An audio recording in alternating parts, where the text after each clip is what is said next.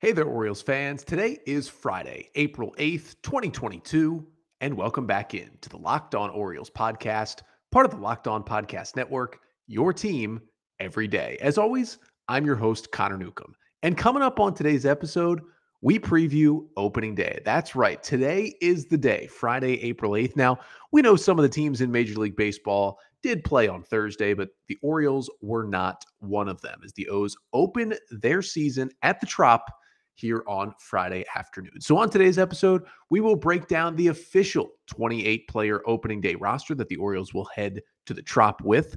We will preview games 1, 2, and 3 of the season, all in Tampa Bay against the Rays, and then also talk about two transactions that the Orioles made on Thursday, two that won't impact the Major League roster, at least right now, but one of them that could down the line. So that's all coming up on this opening day episode of the Locked On Orioles podcast. You are Locked On Orioles, your daily Baltimore Orioles podcast. Part of the Locked On Podcast Network, your team every day. So happy opening day to everyone out there listening and watching here on the pod. Just wanted to thank you so much for tuning in once again here on the Locked On Orioles podcast, and really wanted to thank you for tuning in all offseason. I mean, listen, we went through a lockout here on the podcast, and you guys were still here 3 days a week throughout the offseason listening in. And, you know, there was stuff to talk about right before the lockout. There was a lot to talk about right after it. But in between, you know, I was proud to find a way to, continue to produce Orioles content and get episodes that you, the listener, really liked. And we set, our best month in the history of the pod in March. Our best week in the history of the pod in terms of listenership was this first week of April. It sounds like you Orioles fans are ready to go for opening day. So thank you so much for listening in. Again, make sure to follow, subscribe to the pod wherever you listen. Leave a rating and a review on Apple Podcasts if you could. That really helps out. And if you are watching here on YouTube, make sure to hit that red subscribe button if you haven't already. Even if you're an audio listener, just head over to YouTube, subscribe real quickly. Doesn't change your life at all. You won't get any emails. It won't annoy you. Just helps out the pod if you're subscribed to YouTube. Leave a comment on the videos. Like the video as well. And let me know what you think of what the Orioles did in terms of their transactions today, what they did with the opening day roster, and how you think they'll fare against the Rays in the opening series this weekend. But again, just wanted to thank you for making Locked On Orioles your first listen of the day. And for today, it's an opening day preview here on the podcast. And we, of course, have to start with the opening day roster because the Orioles officially put out on Thursday afternoon the 28 players that will be heading to Tropicana Field in Tampa, or I guess technically in St. Pete, to take on the Rays for a 3-game series starting today at 3:05 p.m. Eastern time for the Orioles opening day here in the 2022 season. And, if you listen back to Wednesday's episode, I did my second and final opening day roster prediction episode for the Orioles. I just missed it.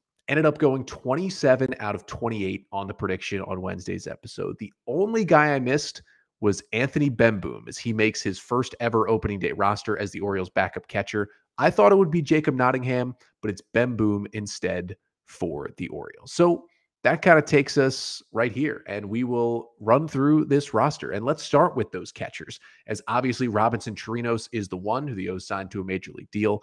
Anthony Bemboom is the other one. Minor league deal. He comes in. He gets added to the 40-man roster. Orioles didn't have to make a move because, remember, once they traded Cole Sulser and Tanner Scott to the Marlins earlier this week, it opened up 2 spots on the 40-man. One was taken by Bemboom, who has spent time with the Rays and the Angels at the major league level over the last couple of years. Left-handed hitter, solid defender. He'll bring some versatility behind the plate for the O's.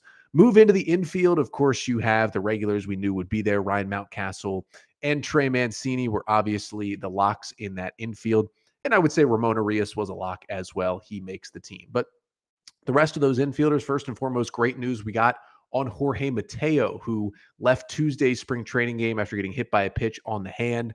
All his x-rays were negative.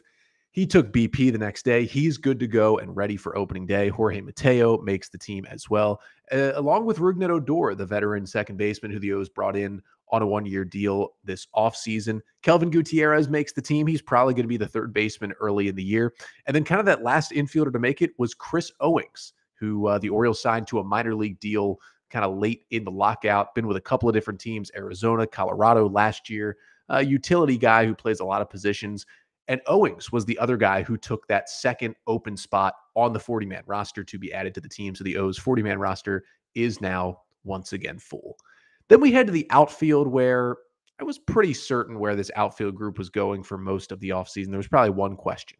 Obviously, Cedric Mullins, Austin Hayes, Anthony Santander all make the team. Ryan McKenna wasn't necessarily a stone-cold lock, but I felt he was a lock most of the offseason. He makes it as kind of the perfect fourth outfielder type. And then DJ Stewart does make it back on the Orioles opening day roster. Of course, there's been talk about, has his performance not been enough to make it? Would a guy like Tyler Nevin or Yusniel Diaz kind of take his spot? Well, Yusniel Diaz now knocking on the door after a 2-home run game in the Norfolk Tides game on Thursday afternoon. Diaz looking like a completely different player from what he looked like in 2021. But DJ Stewart makes the team over Tyler Nevin. That was, Brandon Hyde said that was probably the toughest decision. Kind of came down to Nevin. Didn't say versus Stewart, but it probably was Nevin versus Stewart or Nevin versus Owings. And DJ Stewart does make it. So the hand seems to be fine. Remember, he missed, almost 2 weeks of spring training after getting hit in the hand. Didn't break anything, but he was out for a while. But took some ABs, got in the last couple of games. He should be ready to go for today's game, and he is on the roster. So that takes us to the pitchers, where I went a perfect 14 for 14 in my final prediction. Pretty proud of that. We'll start with the starting rotation. John Means starting opening day once again for the Orioles at the Trop here today. He's going to be followed by Jordan Lyles, who will start game 2 at the Trop. Tyler Wells goes from the bullpen into the starting rotation. He will start game 3 on Sunday in Tampa. He's not going to be stretched out too much. Expect about 4 innings probably of work from him. Then somebody is going to piggyback him. Bruce Zimmerman, the hometown kid, will start the home opener as the number 4 starter on Monday against the Brewers. And then the number 5 starter, who starts Tuesday's game, is TBD still, but it's kind of going to depend on who follows Tyler Wells and also who has to be used in long relief. The options currently on the roster are the 3 other kind of, quote, starting pitchers that made the team. Keegan Aiken, Mike Baumann, and Dean Kramer all are on the team. Any of them could start Tuesday. Any of them could follow Tyler Wells on Sunday, and any of them could be used out of the bullpen in really any other role. So that gets us to the bullpen. There's kind of 3 guys that I feel are really trustworthy and we've seen have success in the Orioles pen before. Dylan Tate, Paul Fry, and Jorge Lopez are all kind of going to be probably the back end guys, at least to start the year for the Orioles and for Brandon Hyde. And then there are some questions, the rest of those relievers. You've got the 2 guys who came in on waivers earlier this offseason. Cionel Perez, the left-hander, the O's got on waivers from the Reds. 6 scoreless appearances in spring training this year. The stuff looks pretty good for Perez. And then there's Brian Baker, who also makes the team, the right-hander who the O's claimed off waivers from the Blue Jays before the lockout. Pitched in just 1 big league game with Toronto last year, but he's got some good stuff. I'm excited to see what Baker can do. He also had a pretty good spring training, and that is why he made the team. And then the last 2 pitchers to make it for the Orioles, one guy returning to this bullpen is Joey Crable. Kind of felt like he was probably the last reliever and probably made this team because Cole Sulser and Tanner Scott were traded, opened up a spot for Crable, who joined the Orioles late last year, a waiver claim from the Rays, and pitched solid. He's got some good stuff. He could be a potential kind of candidate for an early DFA if his stuff isn't looking good early. And then the last guy is Felix Bautista, the big right-hander who the Orioles added to the 40-man roster this offseason to protect from a Rule 5 draft that never happened. He looked good in spring training. He had a great 2021 in the minors. And what a great story it is for Bautista, who's been in this organization for almost 9 years now, finally makes it to the big leagues. And it'll be awesome to see him make his major league debut. And that's kind of the other interesting part about this roster. 28 guys on a team that is rebuilding. Only one of these guys has never played in a big league game. Felix Bautista is the only player of the 28 who is yet to make his major league debut. Of course, you do have Brian Baker on this team, who has pitched in only 1 career game. That was on September 1st last season with the Blue Jays, but he's made his debut. And, you got some guys who have only pitched a little bit, like, Mike Baumann and others on the pitching side. But in terms of in total, it's just Felix Bautista who will be the next Oriole, presumably, to make his major league debut. But that's The 28 players the Orioles will take to the Trop today to start their season. And again, just missed out. Didn't get backup catcher right, but went 27 out of 28. But we thought the Orioles might make some transactions. Obviously a lot of guys on the waiver wire right around now as teams make their final roster cuts, maybe put some prospects or put some minor league deal guys on the 40-man roster and have to clear space by putting guys on waivers. In the last couple of years, the Orioles have been active in kind of claiming at least one of those guys before the season. So we thought that might happen. There might be a transaction. That did not happen. But the Orioles still did make 2 transactions on Thursday that I want to talk about coming up next. But first, I probably would have bet on the Orioles claiming at least one guy on waivers and putting him on the opening day roster, a guy that wasn't in camp with the team at all. But that didn't happen. But if you would like to place a bet on many different things, head over to betonline.net, because obviously we've got baseball season starting and they've got all the baseball futures and the game-to-game odds as well. How about the Orioles? 62.5 wins. That's the over-under. I predicted 63 wins to go 63-99 on yesterday's season predictions episode with Matthew Ritchie. It's an interesting number, 62.5. They've also got Adley Rutschman as the 4th best odds to win AL Rookie of the Year.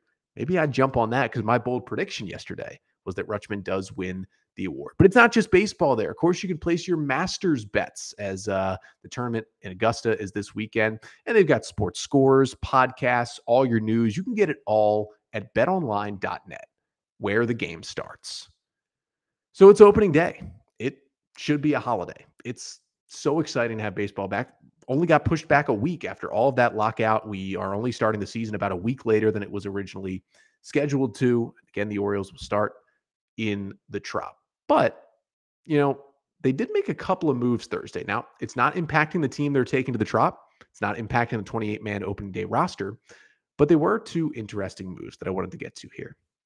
And the first one is the Orioles have brought Matt Harvey back on a minor league deal. Now, I don't believe it's official as of recording here on Thursday night, but both sides seem to think it was happening. Mike Elias confirmed in his press conference Thursday that it was happening.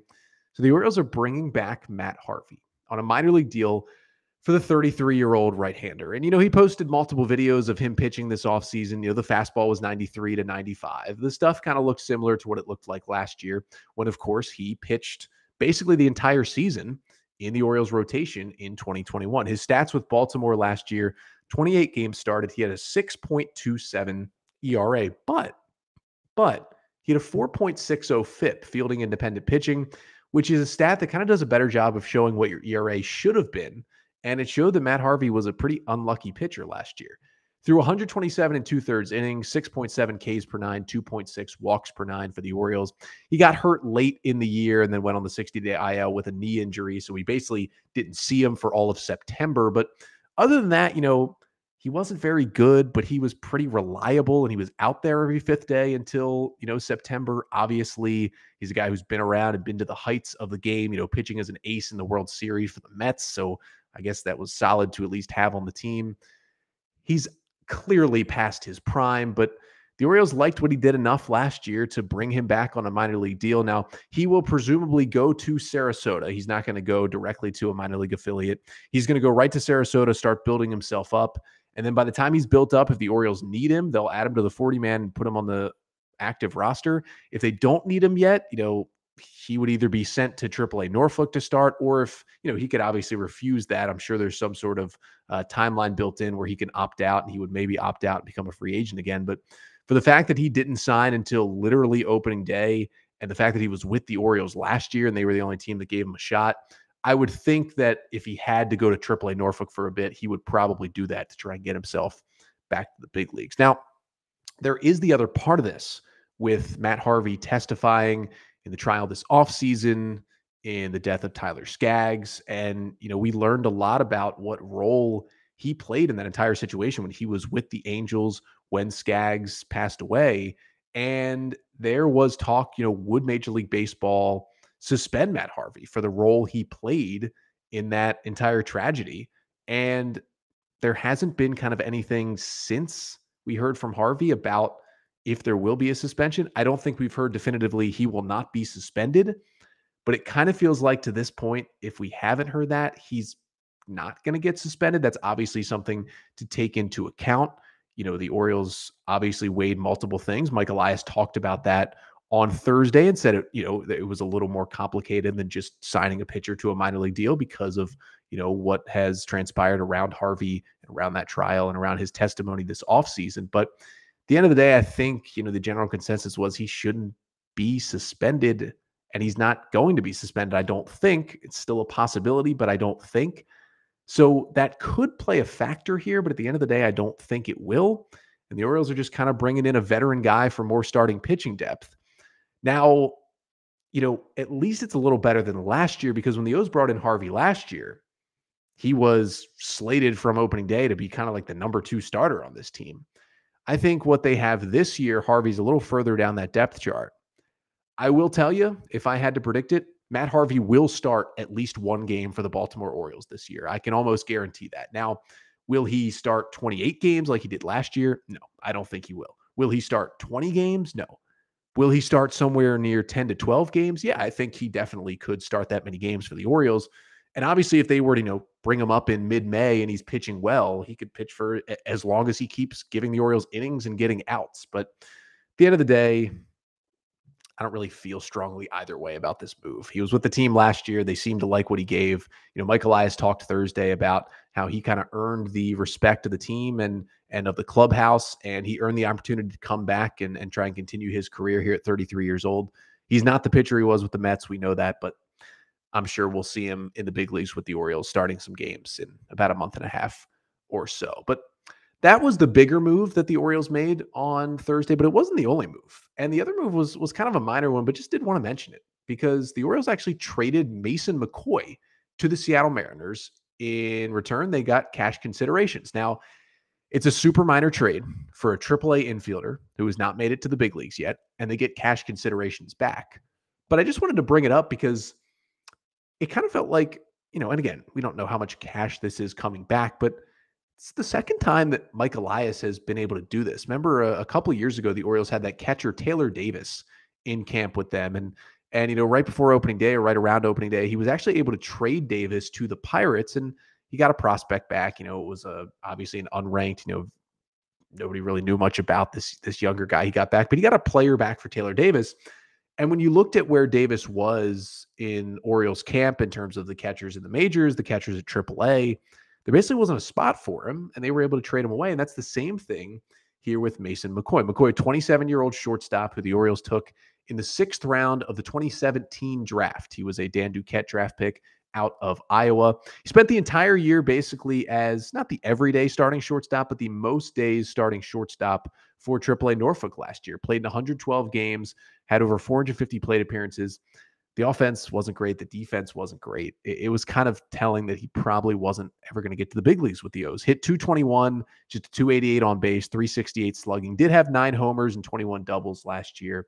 And he did, along with shortstop, he played some second, played some third, played some left field, played some right field, kind of extended his versatility last year. But if you look at the Orioles roster right now, you look at AAA. You have Caden Grenier and Richie Martin both trying to get, innings at shortstop in AAA. Plus, when you add in the fact that Patrick Dorian, Ryland Bannon, Jahmai Jones, Taron Vavra are all at AAA as well and all need infield innings, there was really no spot for Mason McCoy. You look further down, you say, oh, could you put him in AA? You've got Gunnar Henderson, Joey Ortiz, and Jordan Westberg at AA, and you've got all these other middle infield prospects coming up. McCoy was just going to get squeezed out. So the Orioles trade him away. They get some cash from the Mariners, and I'm sure he'll report to AAA Tacoma in the Mariners system. And I wish him the best. I hope he can, make his major league debut with Seattle, but it just wasn't going to happen in the O's system, and the Orioles trade him away. And it was kind of a week of getting rid of some minor league guys because the Orioles made a plethora of minor league cuts on Wednesday as well. One of them was former podcast guest JC Escara, who joined us this offseason. He just kind of got squeezed out of that first base role in AAA. He was released. A fan favorite, Willie Yan, who literally plays every position on the diamond and has literally played at every level for the Orioles all in one season last year, was an electrifying player on the field. Just really fun to watch. I really hope that Yan and Escara as well catch on elsewhere, and all the guys who were released by the Orioles. It's kind of the worst thing about this time of year. You get all excited about opening day, but there's always minor league cuts by every team. And obviously the Orioles had some as well, but we wish all those players the best and hope they, if they would like to, can continue a professional baseball future. But back at the major league level, the Orioles have a game against the Rays today. In fact, they've got 3 games against the Rays this weekend to open up the 2022 season. And we will preview all 3 of those games coming up in just a second. But first, got to tell you about rockauto.com, because when you are looking for parts for your car, your first instinct is, go to the auto parts store, go to the chain dealership. But, if you're like me and you don't know a lot about cars, you go in there and they big time you. They make sure that they know a lot more than you. I do not like that experience. I will avoid buying stuff that I need because I don't like that experience. But you don't get that experience at rockauto.com. It's easy. It's quick. They've got the best prices available. They've been serving do-it-yourselfers for over 20 years. It's a family-run business, and you don't get intimidated. Instead, you just find the right parts you need for your car for a great price. That's what makes rockauto.com so simple and so great. So head over to rockauto.com right now to see all the parts available for your car or truck. And write Locked On Orioles in their "How Did You Hear About Us" box so they know that we sent you. Amazing selection, reliably low prices, all the parts your car will ever need. rockauto.com. So the Orioles and the Rays, opening day today, opening weekend, finally, the 2022 season is here. And the Orioles go to the Trop where, listen, they struggled against the Rays last year. We all know this. We all know about the 1-18 record. It's not good. It's not good at all. The Rays dominated the Orioles. So to me, let's just try to win the John Means start today. And that is where we start with this weekend preview to start the season for the Orioles. Game 1 of the season, opening day, today, Friday, April 8th, 3:05 p.m. Eastern Time start for Game 1. John Means on the hill for the Orioles against the young lefty Shane McClanahan in his second year in the bigs, getting the opening day start for the Tampa Bay Rays. Now, obviously, McClanahan's first opening day start, the second consecutive one for John Means, and should have been his third straight. Should have started 2020, but had a little shoulder fatigue, and they had to push him back by about a week. But, when we do these weekend preview segments throughout the year on our Friday episodes, just want to give you kind of one stat to know about the pitcher versus lineup matchup for each game we're previewing. So the John Means stat to know is what he did in his first opening day start last year. Because if he can replicate it, the Orioles are going to start the year 1-0. John Means up at Fenway Park last year on opening day, 7 scoreless innings, 1 hit, 5 Ks, no walks, one of the best opening day starts ever by an Orioles pitcher. He was dominant. If he does that again, the 1-0 Orioles, that would sound pretty good. And your stat to know about Shane McClanahan, he made 4 starts against the Orioles in 2021, and he dominated the Birds. In 23 innings, he had a 2.74 ERA, and get this, in 23 innings, he struck out 27 Orioles batters and walked just 3. The hard-throwing left-hander was a menace to the Baltimore lineup last year, so we'll see if the O's can maybe figure him out this time. Then we get to Game 2, Saturday at 1:10 p.m. Eastern Time at the Trop.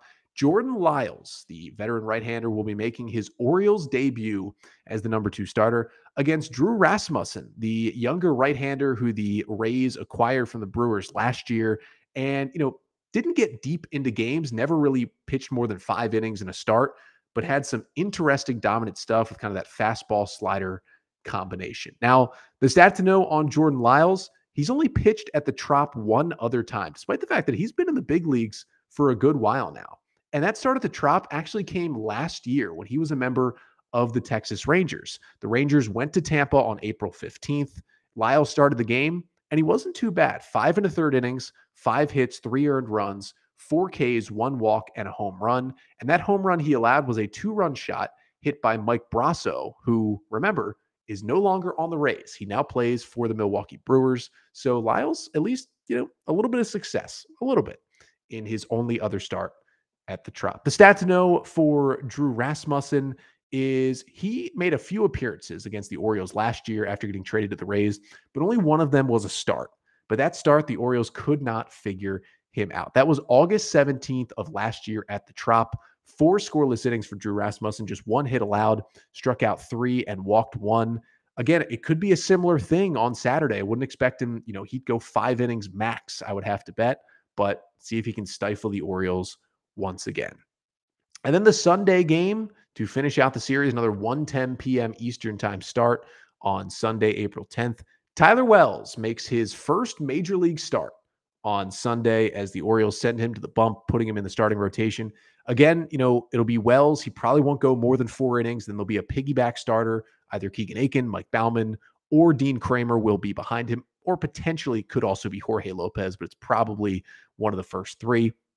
But we'll still get to see the good stuff from Tyler Wells. And the stat to know on Tyler Wells, in his 6 innings of relief work against the Tampa Bay Rays last season, he had 12 strikeouts in 6 innings. He really did dice up the Rays hitters last year. And it's a really interesting matchup because it's Tyler Wells making his first career start, and it's the veteran in the Rays rotation. The right-hander Corey Kluber gets the start on Sunday. The Kluber stat to know, he actually made 3 starts against the Orioles last year as a member of the New York Yankees, all early in the season before he got hurt in June and missed the rest of the year. And in those 3 starts, he was pretty solid. He had a 3.86 ERA. In 16 1/3 innings, he allowed 17 hits to the Orioles, struck out 16, walked 7, and he allowed 2 home runs. But here's the key matchup in Sunday's game. Both of those home runs that Kluber allowed to the Orioles were both hit by Austin Hayes last season. So we'll see if Hayes continues to have Kluber's number. But that's what it looks like this weekend at Tropicana Field. Orioles and Rays to open up the season. So excited to get baseball started on this 2022 Baltimore Orioles season. Of course, I will be here 5 days a week to cover that season with you, bring you game recaps, analysis. We'll talk about transactions. We'll talk about the minor leagues as well, which also starts today. Remember, the Norfolk Tides have already played 3 games, but every other full season level, the Bay Sox, the Ironbirds, the Shorebirds, all start their seasons today. Grayson Rodriguez is on the bump tonight for the Tides as well. So I have all the minor league coverage as well. Everything you need to know about the Orioles coming all season here on the Locked On Orioles podcast. So make sure to subscribe to the YouTube channel, follow, like, subscribe wherever you listen as well. Tell your friends, tell your family members, tell your coworkers, tell anyone you know who likes the Orioles to come check out the Locked On Orioles podcast. Despite the fact that the O's might not win a lot of games, it's going to be a fun season listening and watching here on the pod. We thank you so much for going on this journey with us here in the 2022 season. But again, happy opening day. Hopefully the Orioles can come away with a series victory at the Trop. And I'll be back with you on Monday, recapping the first season of the year with my 3 big takeaways from the Orioles Rays season to open up the 2022 season. But until then, I'm Connor Newcomb, and this has been the Locked On Orioles podcast, part of the Locked On Podcast Network. Your team every day.